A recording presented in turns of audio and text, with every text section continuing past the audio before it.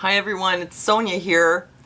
So I want to talk to you a little bit about the presidential debate, which I watched last night. Last night I felt like relaxing a little bit, so I was perusing YouTube as I occasionally do in the evenings when I want to unwind. I was watching a video of a laser face mask and I just thought, man, this is so boring. Like everything I was watching is just like, so then I thought, you know what I should do? I should watch the debate. And I'm really glad I did because it was extremely entertaining. I don't have cable, so I don't get Saturday Night Live anymore, and it's like impossible to find really good clips online.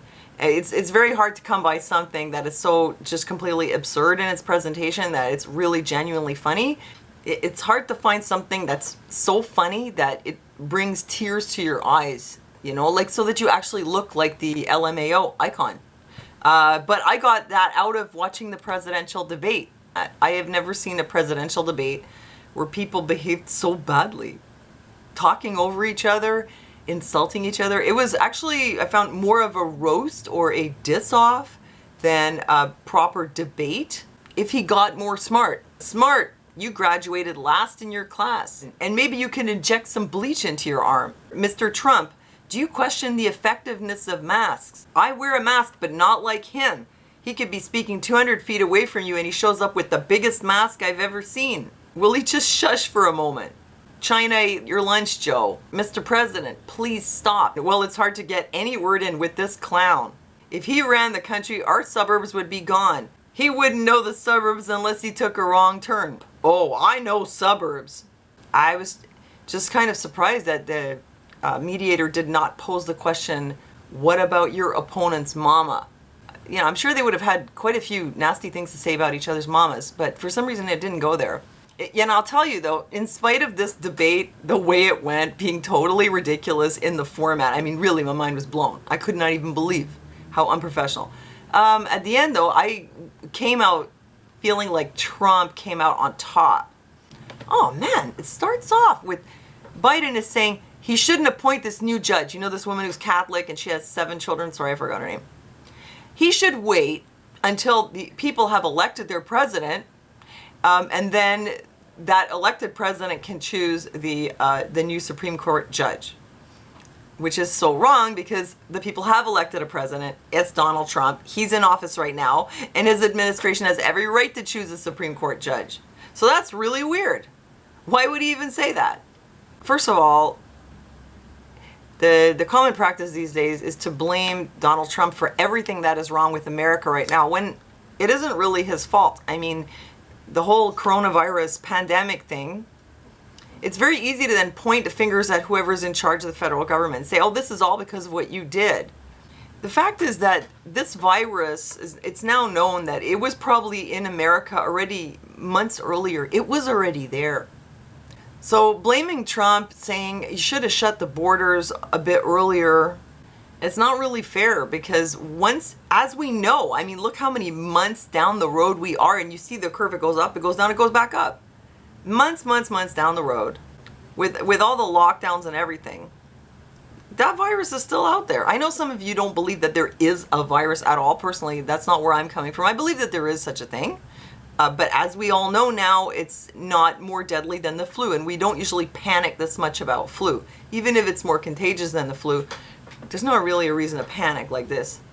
But for example, with something that happened in New York in the very beginning, where lots and lots of people died, a lot of that was because of how their illness was treated. A lot of people were talked into getting on ventilators, which killed them. The ventilators are not a good idea. Now, was that Trump's fault? I don't think so. Everybody was asking for ventilators. Everybody thought that's what was needed.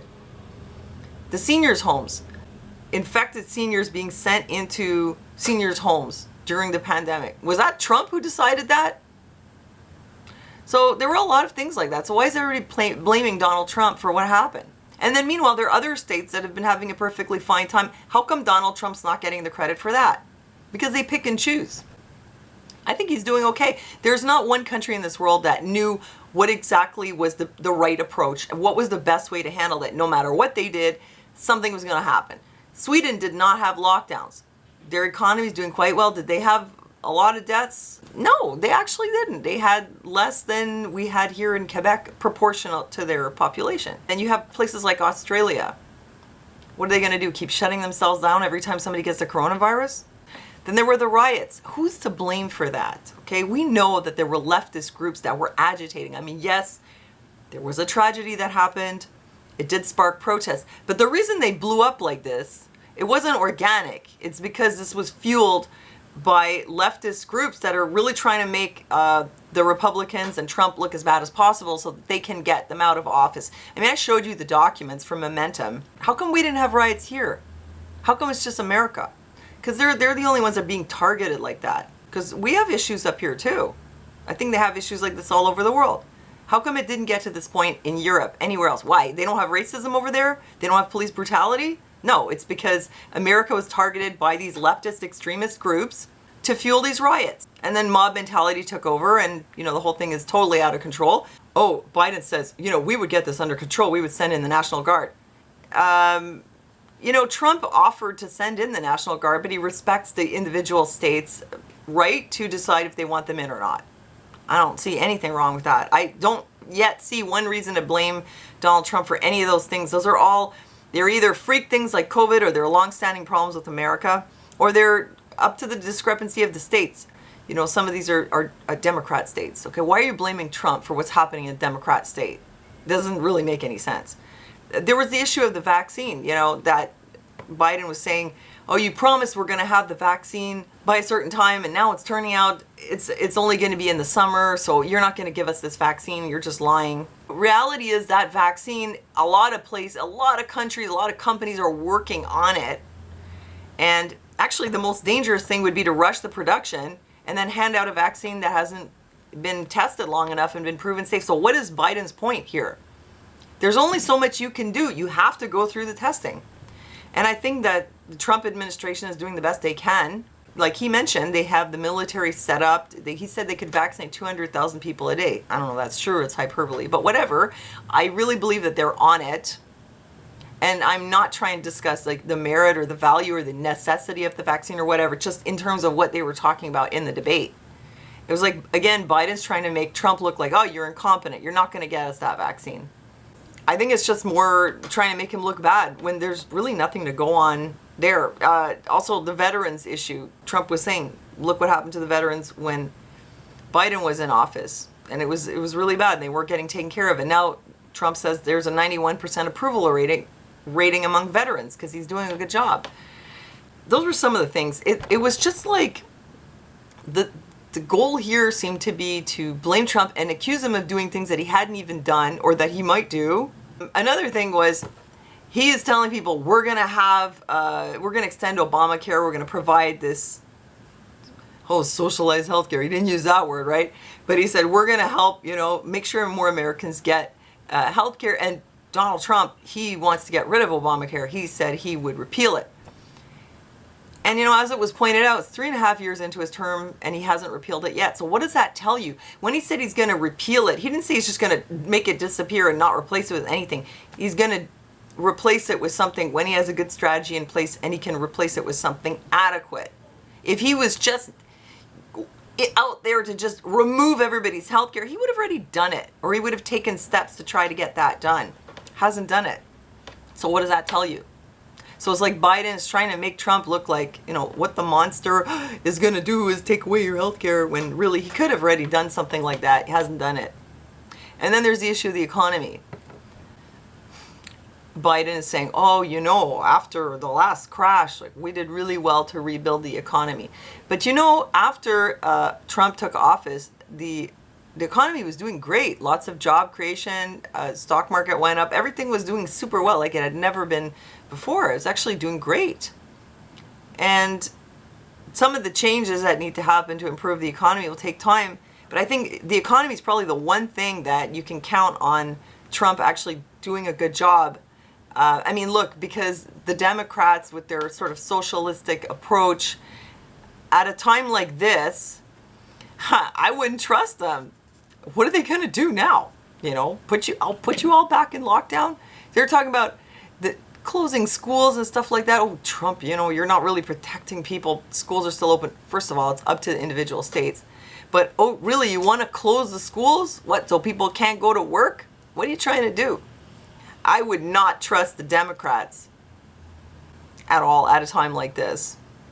I mean, really, after watching this whole debate, I thought that actually, as bombastic and annoying as he is, I think he's doing okay. Now, there was one issue that this was really serious, and I could not understand why he wouldn't say something. Because he was asked to condemn white supremacy. And the issue of the Proud Boys was brought up. And all he said was, stand back, stand by. Now that is not the same thing as condemning white supremacy. I just can't understand why you wouldn't just easily say, yes, of course we condemn white supremacy. Why wouldn't you condemn any kind of supremacy? Because that's racism, let's be honest. Any kind of supremacy. But they asked him about white supremacy, and he wouldn't just say, yes, I condemn white supremacy. And I thought, I wonder why. I don't think he is a white supremacist. I just don't believe that he really is a racist, but whatever, I could be wrong. But I think that he knows very well that the white supremacists tend to be Republicans, and that there's a lot of them out there. And that goes to show more than ever how much this is something that's part of America, that's been part of America for a very long time. There's probably tons and tons of white supremacists out there. So why blame Trump for that? He didn't invent that. He doesn't run a white supremacist group. That's just part of America. That's like part of the fabric. But it looks like he's counting on getting their votes. I mean, I could be wrong about this, but that's the impression that I got, that he doesn't want to alienate his white supremacist voter base. So that was pretty bad, But I mean, what's your alternative is to bring in the Democrats. I think if you bring them in, you're going to have a lot of changes that you probably don't want. It's kind of like America's between a rock and a hard place. But honestly, I would still think that Trump was better than the Democrats. That's just how I feel about it. I do feel very, very uncomfortable with that white supremacy issue. I just can't understand why he would, well, I have my theory, right? But I can't really understand what good reason could he have said to just say, stand back, stand by. Just hang back and be ready? Ready for what, That's kind of weird. He should have said something about that. That's not cool, So that was it. But I was very astonished and amused and kind of shocked, actually, about how unprofessional they were in the debate. It was really odd. Trump just steamrolls over everybody. Like, he just constantly interrupts. I know Biden did it too, but Trump did it a lot more. Mostly the moderator had to kind of plead with Trump to be quiet and respect the format. Many times he said, Mr. President, please stop. Because what can you do? It's the president. You can't kick him out. It's his debate. It was worse on Trump's end than it was on Biden's end. And the dissing did go both ways. But Trump, man, it's just a constant little comments all the time. Kind of mind-blowing. He's not a politician, Anyhow, that was my take on it. I still think you'd be better off with Trump than Biden. Than the Democrats. So let me know what you think. Thanks for joining me in the chat. And God bless you guys. Thanks for listening to me, and I'll see you next time.